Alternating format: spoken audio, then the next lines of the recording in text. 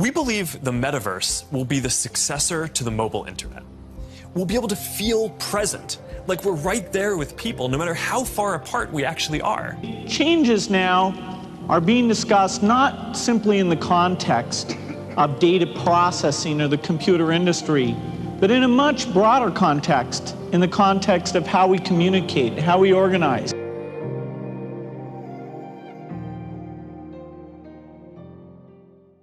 Screens just can't convey the full range of human expression and connection. They can't deliver that deep feeling of presence. But the next version of the internet can. That's what we should be working towards. Technology that's built around people and how we actually experience the world and interact with each other. That's what the metaverse is all about. Now, the best way to understand the metaverse is to experience it yourself, but it's a little tough because it doesn't fully exist yet. Some of the basic building blocks are here, though, and others are starting to emerge as we speak. We're starting to get a sense of how it could all come together and what it could feel like. This industry will be at the center of all of it. With its software innovation, its competitive hardware, will be shaping this so-called information highway. Now, this next era that we're moving into is quite different than the original PC era. That one was done simply by having a few companies that believed, spring it on the world, and it was a complete surprise. Here we have thousands of companies, and it's talked about all the time. You can hardly pick up a magazine without reading about what's going on here. Now, it's often cast in the light of who's doing a deal with who, what companies are getting together, and who's getting ahead, who's winning, who's losing. And I don't think that's really the context that helps us understand where we ought to go. I think the best approach is to really look at what will it be like once it's pervasive, what will the benefits be, and then step back from there to see how we can get out to that. Imagine you put on your glasses or headset and you're instantly in your home space. It has parts of your physical home recreated virtually, it has things that are only possible virtually, and it has an incredibly inspiring view of whatever you find most beautiful. Hey, are you coming? Yeah, just gotta find something to wear.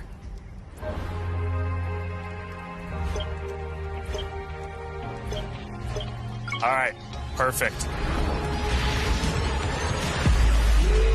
Boy. Oh, hey, Mark. Hey, what's going on? Hi. Mark. What's up, Mark? Whoa, we're floating in space? Who made this place? It's awesome. Right? It's from a crater I met in LA. This place is amazing. Boz, is that you? Of course it's me. You know I had to be the robot, man. I thought I was supposed to be the robot. Whoa.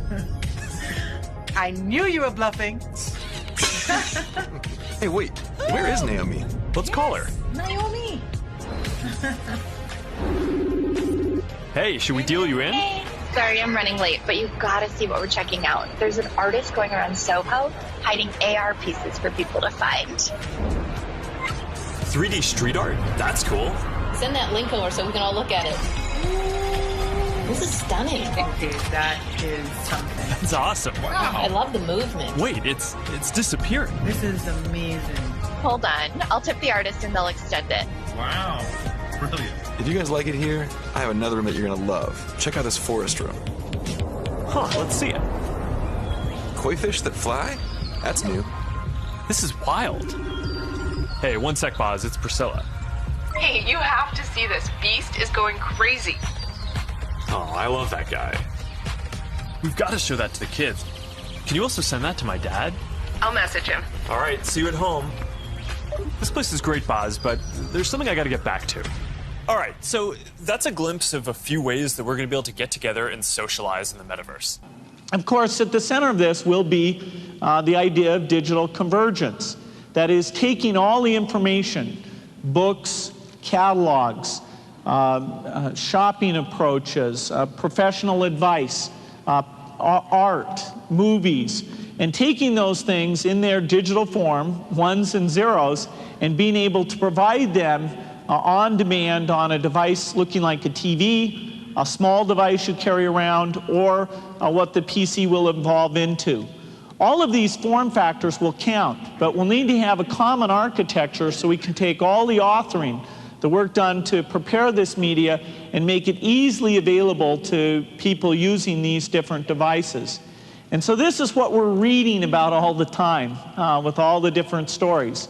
Horizon is the social platform that we're building for people to create and interact in the metaverse. One part of this is Horizon Home, which is our early vision for a home space in the metaverse. Horizon Home is the first thing that you'll see when you put on your Quest headset. Today, there are already a bunch of options to choose from, and in the future, anyone will be able to create one. We've just called it Home until now because it's been missing something very important: people. Soon, we're going to be introducing a social version of Home, where you can invite your friends to join you as avatars. You'll be able to hang out, watch videos together, and jump into apps together. Then, there is Horizon Worlds, which is where you can build worlds and jump into them with people. Horizon is designed to make it possible for everyone to create, and we're already seeing people build some really interesting experiences, from creating new games together to throwing surprise parties in VR that family and friends around the world can join. We started rolling out Horizon Worlds in beta last year, and we're adding more people and more worlds every day. And we also just launched Horizon Workrooms earlier this year for collaboration. Beyond Horizon, we're also making it easier to communicate with your friends across different layers of reality. This year, we're bringing messenger calls to virtual reality. You're going to be able to invite your friends to a messenger call, and soon you'll be able to explore somewhere together or join a game. Now, these are the kinds of tools that need to get built so that you can jump into the metaverse with your friends from anywhere. And they're going to unlock some pretty amazing experiences. Perfect. Oh, no, allow me. You got the last one. Yeah, that's right. I forget that. There we go. That's Laz. He wants to know why we're late. He'll survive. I need my coffee. No kidding, man. Coffee before work. Coffee. Let's go, Tim. Oh, don't mind if I do. So good of you two to join us. There was a line. Hey, McGowan. Yeah? Old lady tall. Yeah? I thought you were cutting back. I am. It's half and half. I'll never get used to this time. Anyway, let's get going. Merchant Marine got whacked last night down at the docks. Victim's name, Alejandro Rivera. Peruvian passport. No apparent motive. He obviously annoyed somebody. Yeah, that'll be all for now. We'll check it out. I'll call it up here on the map here. Technologies we see here: wallet PCs, mobile displays. Good to have you drop in. Morning, Bill. Hey guys, what's up? Oh, you know, chasing the bad guys. Some things never change. Well, I never promised the future would be neat and clean. Looks like you've got a tough one on your hands. Yeah, could be. Well, we gotta get going, Bill. See you later. Don't forget, let's be careful out there. Let's go.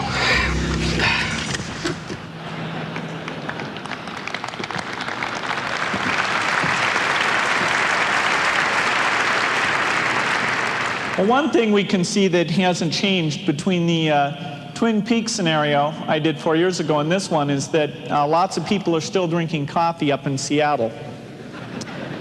Well, first we saw Becca, the policewoman, using her little wallet PC in order to buy the latte there. And so this little small business person who's got the coffee stand has a display, and she was simply able to push a few buttons and transfer currency over to them. We call it the wallet PC because it's capable of really replacing everything that you carry with you and more, so that getting messages, seeing the latest news, seeing different location, keeping track of your schedule, keeping hundreds of pictures of your children stored there. All of those things are easily possible with this kind of technology.